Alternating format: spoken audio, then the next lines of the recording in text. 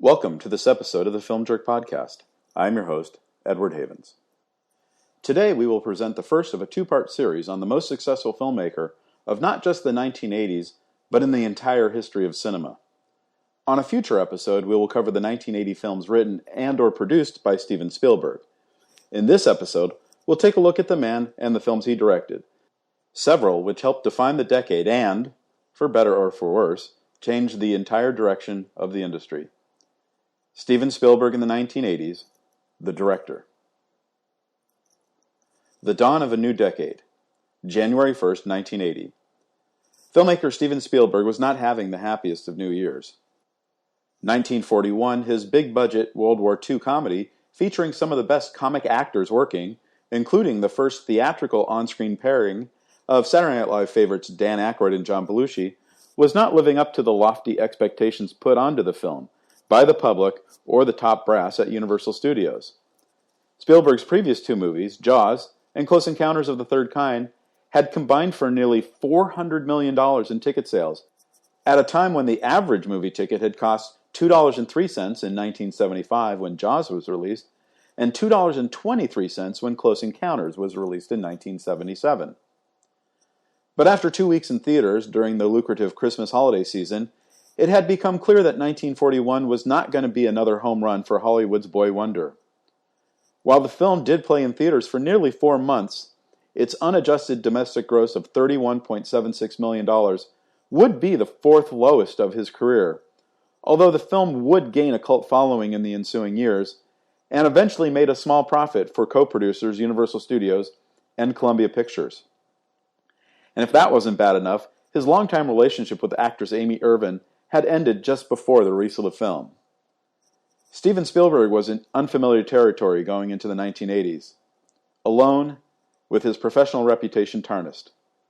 Steven Spielberg really needed a win.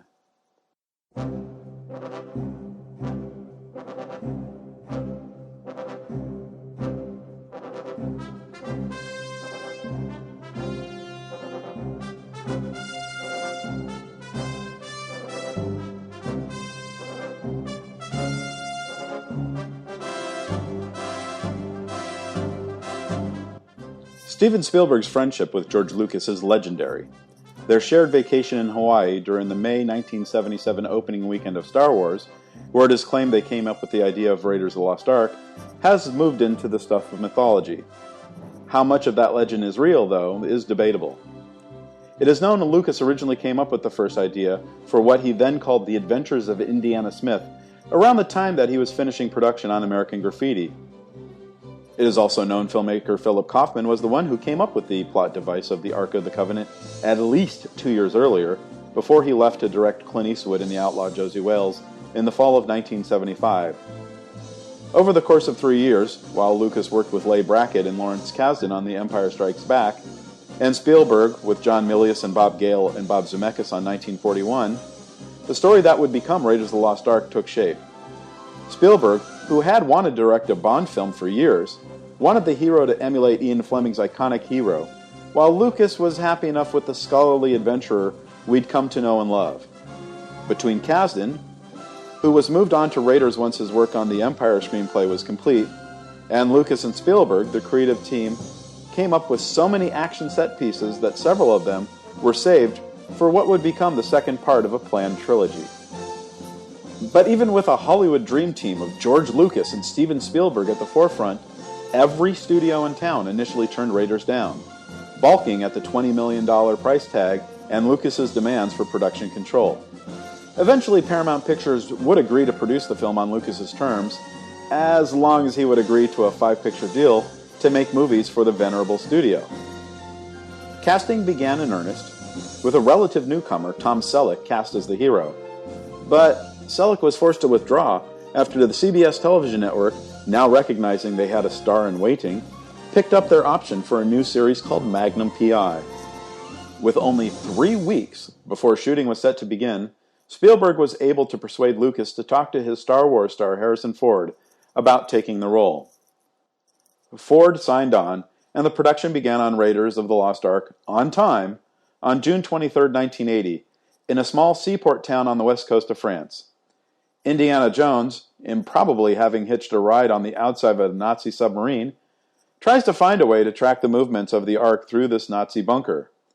Production started here first because, trying to save money, Lucas had negotiated a deal to use some of Wolfgang Petersen's sets for the concurrently shooting Das Boot, while that production was working on other scenes on other sets.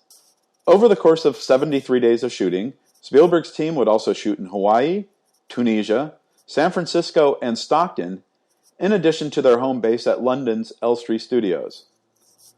The film was editing together well, but Marcia Lucas, then wife of George and a well-respected editor in her own right, felt that the film's ending was a little cold. Indy still had his meeting with the government agents, and was assured the Ark would be handled by top men, but there was no sign of Marion in the film after the Nazis had been wiped clean out on the island. Although she had no official credit on the film, it was Marcia who made the suggestion that led to the addition of Marion and Indy on the steps after the meeting. And Steven also added a very last scene in the movie as his own personal homage to the end of Citizen Kane. The film was completed in the spring of 1981, but not without one final speed bump. When Paramount Pictures submitted Raiders to the Motion Picture Association of America for a rating, the film was returned with an R rating. The ratings board was cool with Toth's melting head and Dietrich's head getting crushed, but it was Belloc's exploding head that would be the basis for the restrictive rating. And remember, the PG-13 rating would not be created for another 3 years, and we'll get into that later on in this episode. So a compromise was reached where a veil of fire would be added in front of the gore to mask part of the effect. Now, the creators of Jaws and Star Wars bring you Indiana Jones, a totally modern hero. trust me. And a new age of adventure.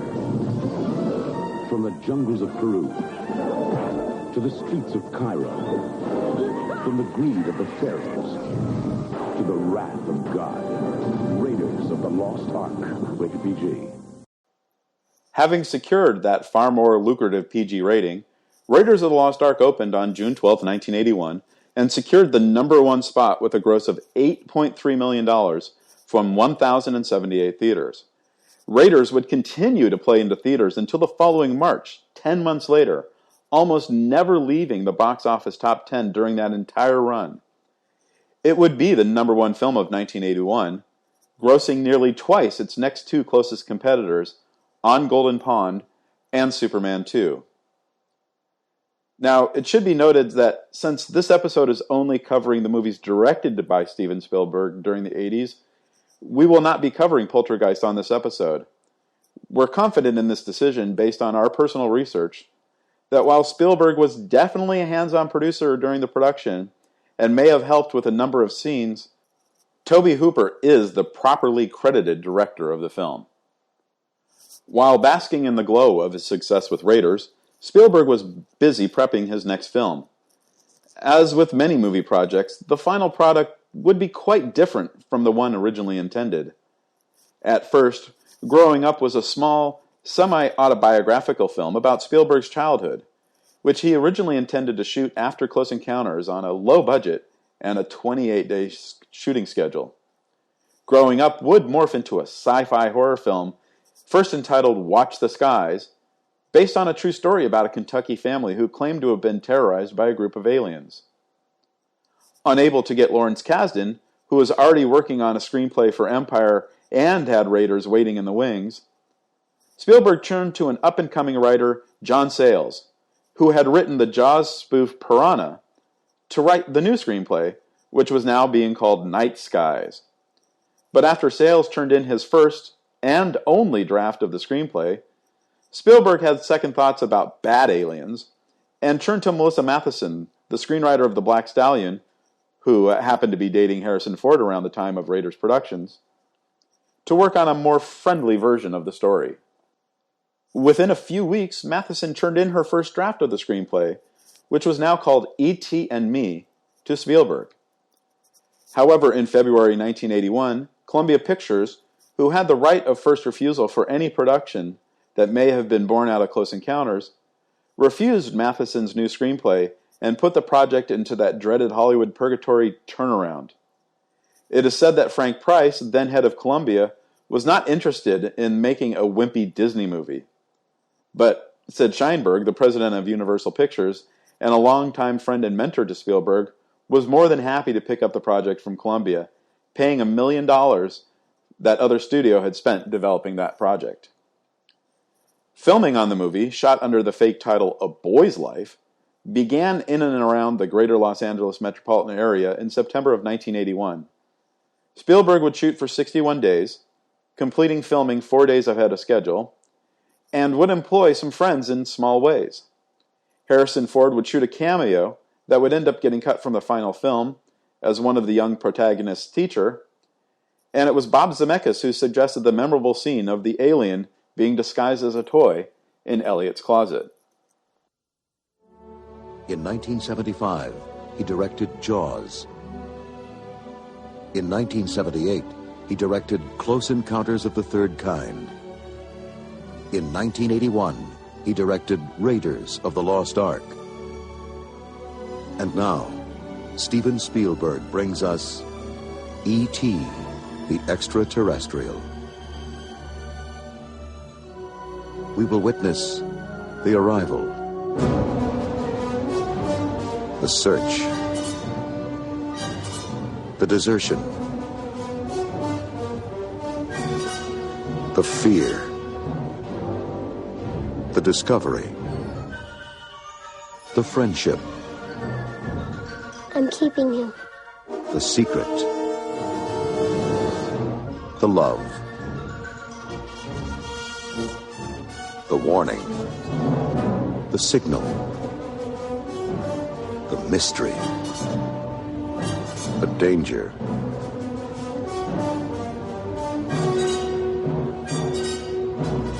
the intrusion, the wonderment, the enchantment, the hope. The connection has been made. Universal Pictures presents Steven Spielberg's E.T., the Extra-Terrestrial.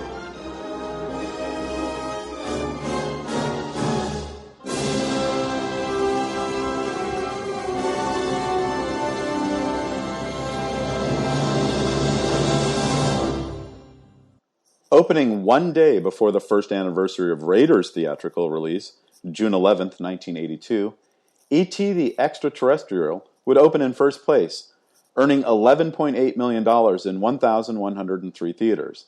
The film would be the number one film in the nation for its first 6 weeks of release, and would either be the number one or number two film for 19 weeks, and would not drop out of the top 10 until February of 1983.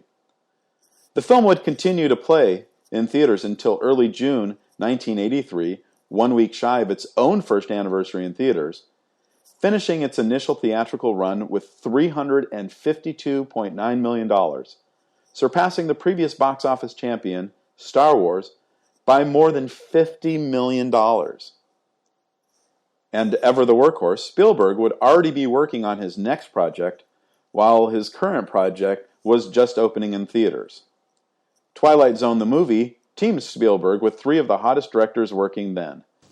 On June 24th, 4 acclaimed directors, George Miller, John Landis, Joe Dante, and Steven Spielberg, take you to another dimension.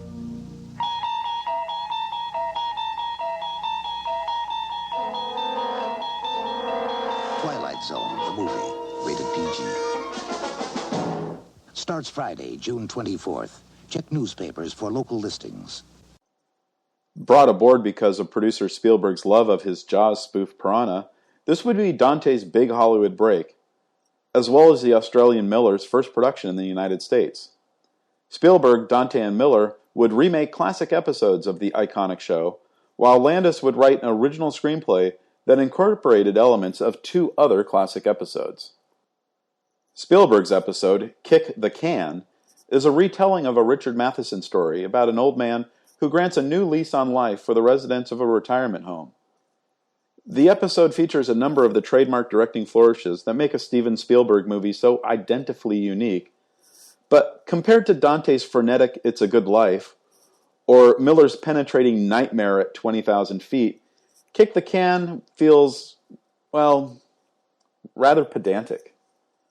And then the film, dogged by controversy surrounding the death of actor Vic Morrow and 2 children during the shooting of a climactic scene in the Landis segment, would only open in 4th place, with $6.6 million from 1,275 theaters, and would be finished 5 weeks later with only $29.5 million in ticket sales. And although he was not present on the Landis set the night of the accident, Steven Spielberg, from all accounts, was greatly affected by what happened. His friendship with Landis, which was once so strong that Spielberg filmed a rare on-screen cameo for the Blues Brothers, was over.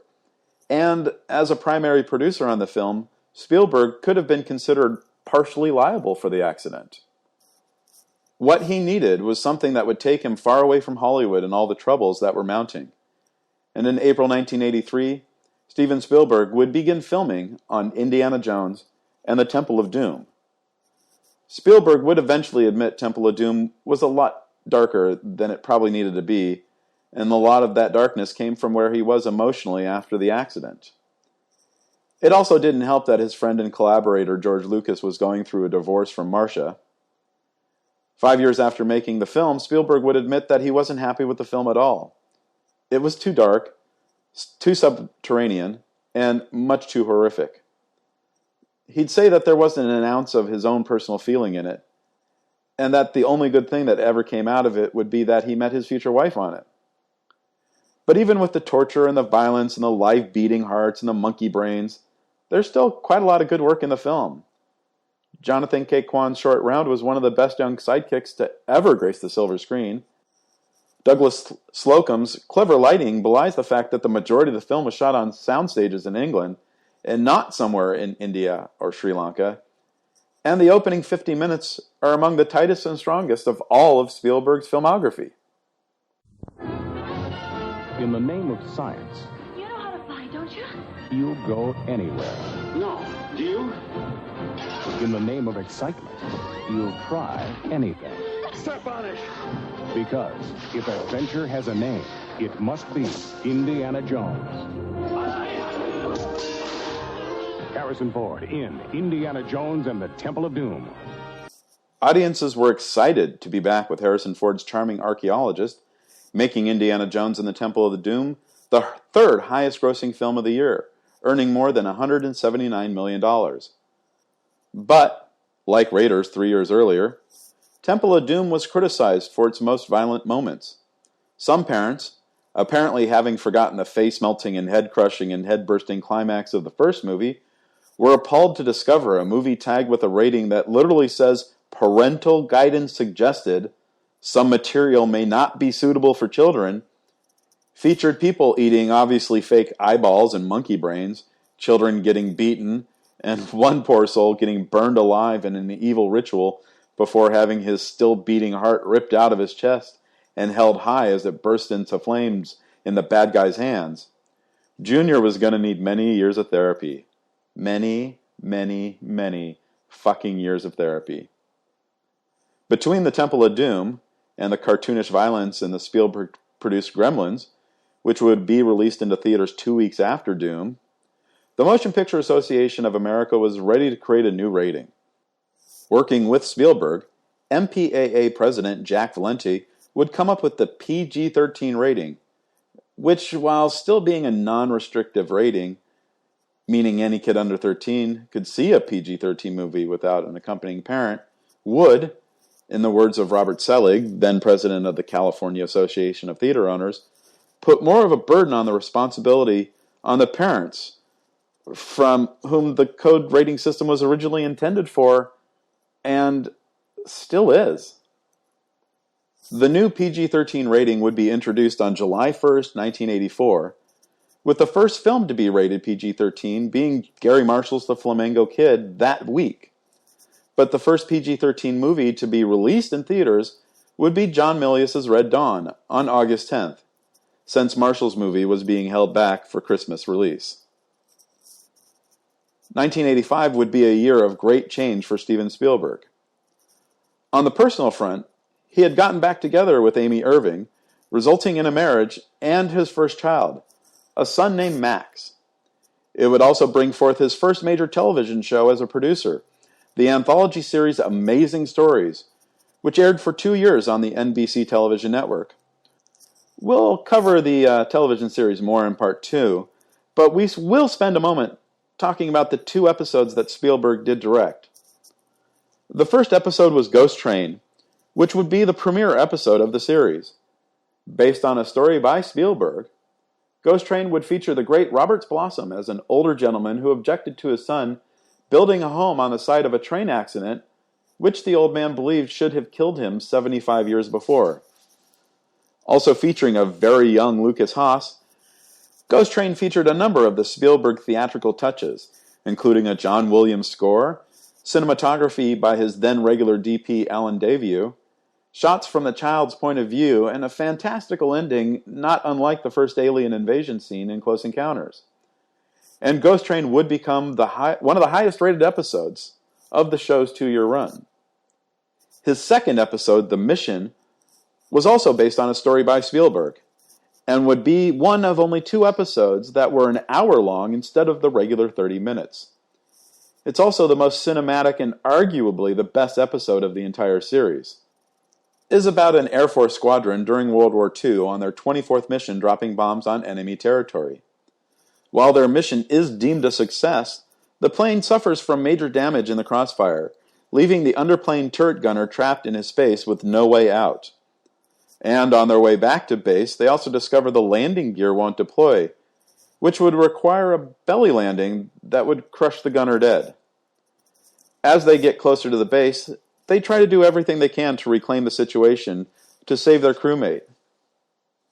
The first season of Amazing Stories would be nominated for 9 Emmy Awards and would win 3. This one episode, The Mission, would account for nearly half of the nominations, including one for Steven Spielberg for Outstanding Direction for a Drama Series, and would get 2 of those wins, Outstanding Cinematography in a Drama Series, and Outstanding Sound Editing for a Series. That directing nomination for Spielberg is still his only Emmy nomination as a director. The Mission, despite its then standard 1.37 to 1 television aspect ratio, feels very much like a movie. But because of the series' overall lack of success at the time, and its relative obscurity with modern audiences, the episode is best remembered today as being an early starring role for Kevin Costner, as the captain of the bomber, and an early co-starring role for Kiefer Sutherland as an engineer on the plane who will do almost anything to save his friend. You may also recognize Karen Coppins, who would appear on movie screens in the Jim Carrey comedy Once Bitten not 2 weeks after the first airing of this episode, or Casey Siemaszko, who had appeared in the Spielberg-produced Back to the Future earlier in the year, and would star in another Spielberg production, 3 O'Clock High, 2 years later. It also features Gary Riley, who would star alongside Sutherland in Stand By Me the following summer, and Anthony LaPaglia in his very first screen role. 1985 was also the year Steven Spielberg wanted to be taken seriously by the film community, not only as a successful filmmaker of summer blockbusters, but also as an award-winning artist. The Color Purple would be about as an abrupt right turn as any director could ever take. It would be his first theatrical feature where he worked with a music composer other than John Williams. It would be his first film that would touch on more adult subjects like domestic violence, incest, pedophilia, poverty, racism, and sexism. It would be only his second film featuring a female lead protagonist, and his first, and to date only film, that featured a predominantly African-American cast. The Color Purple. A heartwarming story for the whole world. It's about life. It's about love. It's about us. You will always remember Mr. Suge, Old Mister,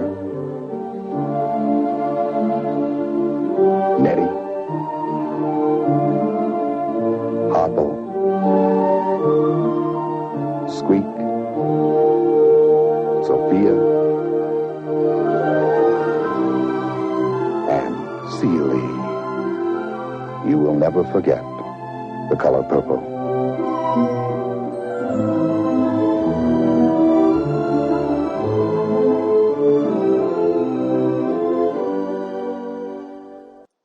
The Color Purple would be his first film where he earned an Academy Award nomination as a producer, one of 11 nominations the film would secure.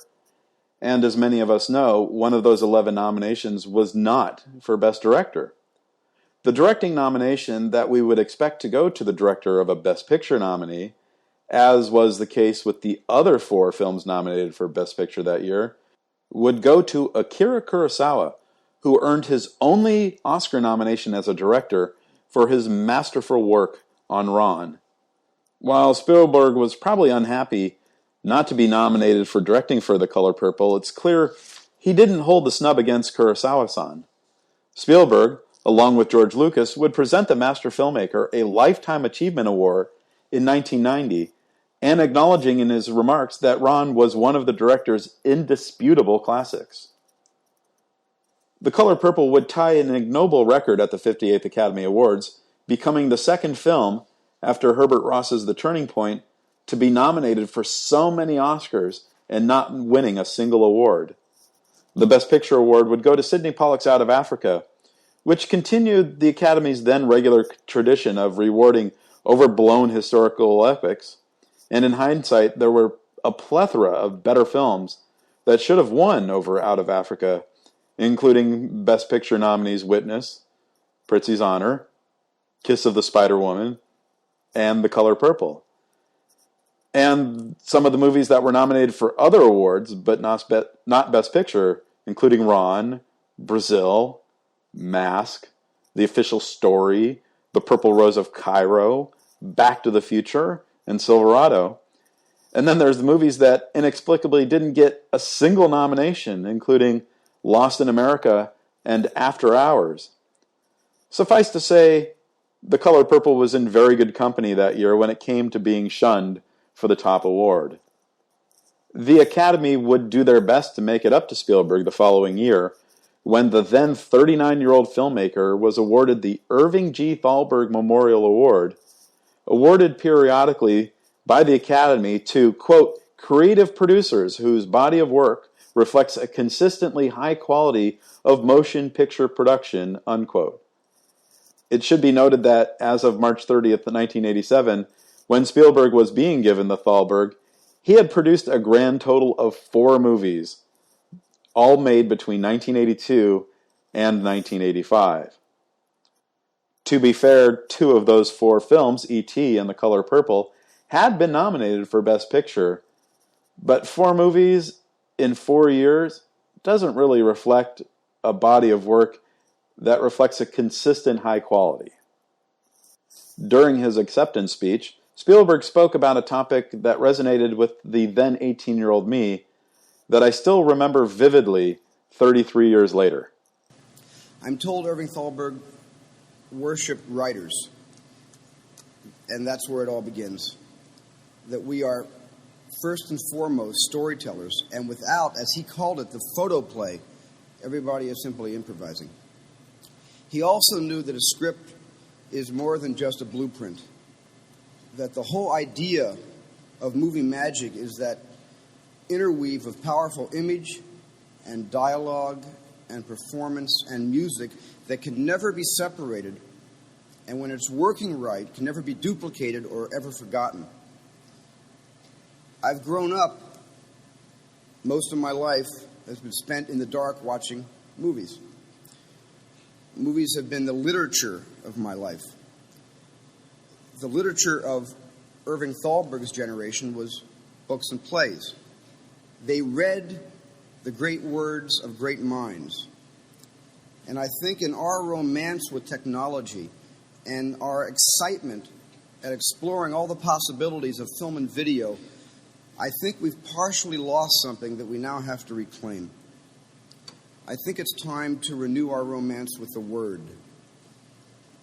I'm as culpable as anyone in having exalted the image of the Word at the expense of the image, exalting the image at the expense of the Word.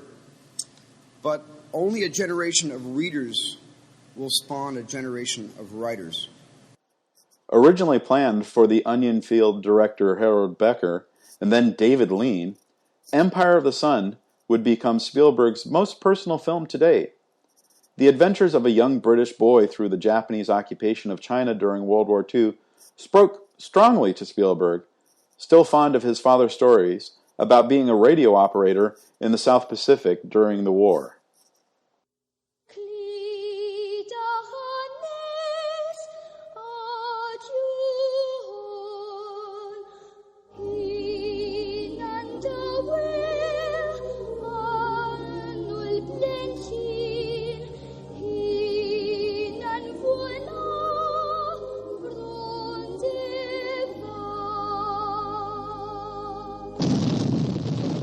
Desperate time.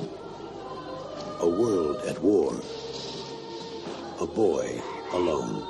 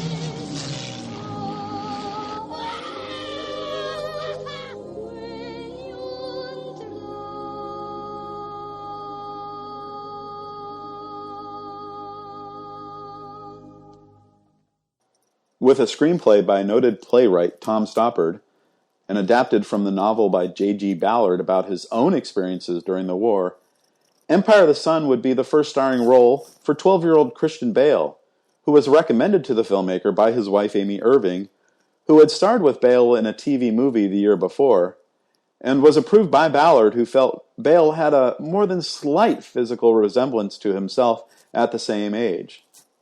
Empire of the Sun would also star John Malkovich, Miranda Richardson, Joe Pantoliano, and Ben Stiller, who claimed during press releases for Tropic Thunder that he conceived of that film while working on this film. While the pedigree for the film was impressive, and would eventually be considered one of the more underrated films in his filmography, the film just did not register with the critics or the audiences at the time, grossing just $22.25 million in North America and a total of $66.7 million worldwide against a $25 million production budget. But the film would be nominated for 6 Academy Awards, although none for Spielberg as a producer or director, and, like The Color Purple 2 years earlier, would go home empty-handed. 1989 would be another unique year for Steven Spielberg. It would be the first time in his career that 2 films he directed would be released in the same year, a feat he would repeat in 1993, 1997, 2002, 2005, and 2011. On Wednesday, May 24th, Paramount Pictures invites you to have the adventure of your life. Dad! Bob! Dad! Bob! Keeping Up with the Joneses. Are you crazy? Don't go between them! Go between them! Are you crazy? Harrison Ford. Sean Connery. You call this archaeology? Indiana Jones and the Last Crusade. Rated PG-13. Starts Wednesday, May 24th at theaters everywhere. Indiana Jones and the Last Crusade would be the third and final film in the trilogy, Spielberg's last teaming with Harrison Ford, and the closest he would ever come to directing a Bond movie, his first and only directing gig with the legendary Sean Connery. It took a while to get the script right for this one. Romancing the Stone writer Diane Thomas was hired to write the first draft of the third Indiana Jones movie, which George Lucas originally wanted to make a sort of a Haunted Mansion horror/adventure hybrid, which Spielberg rejected as being too similar to Poltergeist. Lucas then wrote a treatment in September of 1984, a few months after the opening of Temple of Doom, which was then called Indiana Jones and the Monkey King, which saw Indy battling a Scottish ghost before finding the fountain of youth in Africa. The Holy Grail was introduced in this draft as a first-act device, but Spielberg was not too fond of it at the time. Chris Columbus, writing off the success of having written Gremlins and the Goonies, but still a couple years away from directing Adventures in Babysitting, was brought in to flesh out Lucas's idea. Between May and August of 1985, Columbus would write 2 drafts of the script, which Spielberg would reject as well. Spielberg himself would bring in Mano Magis, his writer for The Color Purple and that Amazing Stories episode, The Mission, in to start all over again. At Spielberg's insistence, Indy's father would be introduced as a character, but Magis' draft, which would take most of 1986 to write, was similarly rejected. Spielberg would next bring in Inner Space writer Jeffrey Boehm, who would finally put together a script that all the major principals, Spielberg, Lucas, Ford, Connery, and the Paramount powers that be, could agree on, although that would not stop Spielberg from bringing in Tom Stoppard for a final script polish, which was completed 8 days before production began in May of 1988. When the film premiered in theaters a year later, it would set a number of box office records during its opening weekend, including the first time any film had ever grossed more than $10 million in a single day. It also set opening weekend and opening week numbers, but those numbers would only last about a month until the opening of Tim Burton's Batman.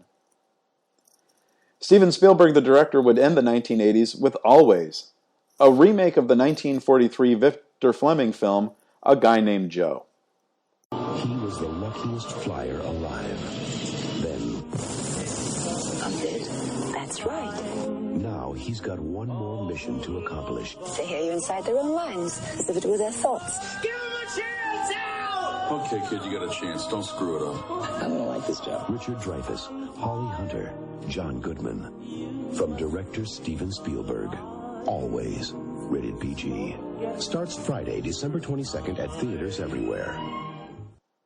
Spielberg and screenwriters Jerry Belson and Diane Thomas would move the action from World War II to the modern day and change the hero from a bomber pilot to an aerial firefighter pilot, but the plot is essentially the same.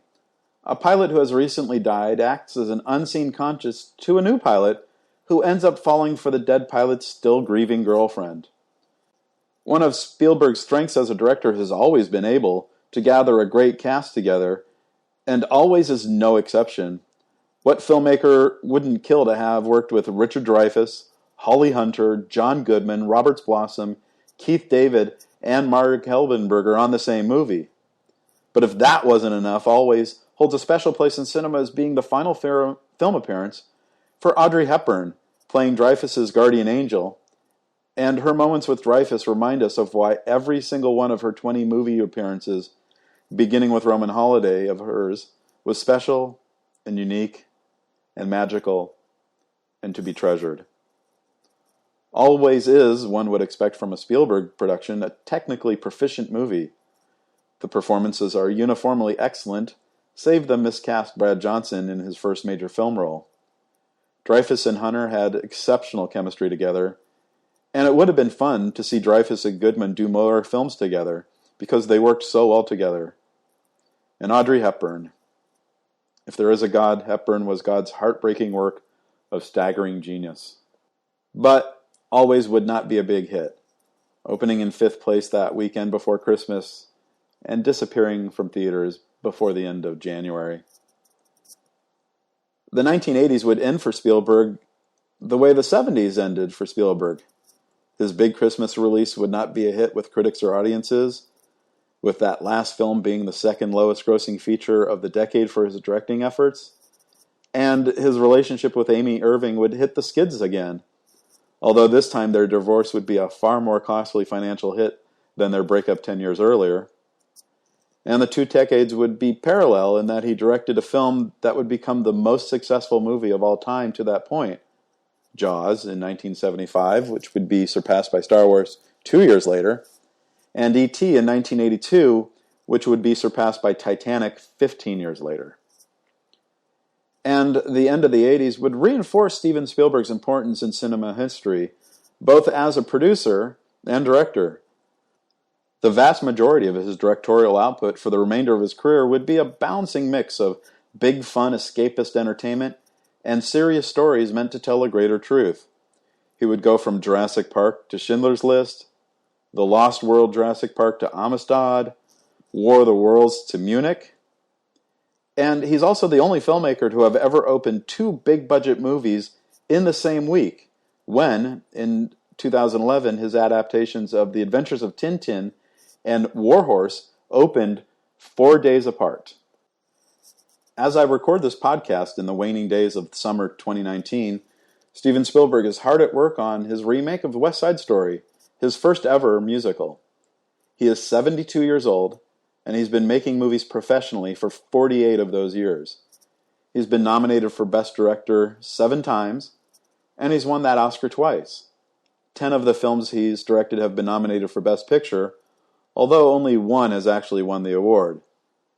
He's been knighted by the Queen of England, albeit an honorary knighthood, for his services to the British film industry, having filmed so many of his movies in the United Kingdom. He's also received honorariums from Belgium, France, and Germany, and he was awarded the Presidential Medal of Freedom from President Obama. He's been giving honorary degrees from Brown University, Boston University, and Harvard. He even helped design a merit badge in cinematography for the Boy Scouts. And his proceeds from the success of Schindler's List helped create the Shoah Foundation, an organization that has archived film testimony of Holocaust survivors and aims to educate the public on the horrors of the Shoah, ensuring that the world remembers the 6 million who died so that we do not repeat the same mistakes of the past. In our modern world, when talking about the likes of a Scorsese or a Cameron or a Lucas, the phrase, "they will never be forgotten," is overused to the point of it having absolutely no value. But when it comes to Steven Spielberg, his legacy will continue as long as we have movies remaining an important part of our lives. He has enriched and changed our lives in so many immeasurable ways.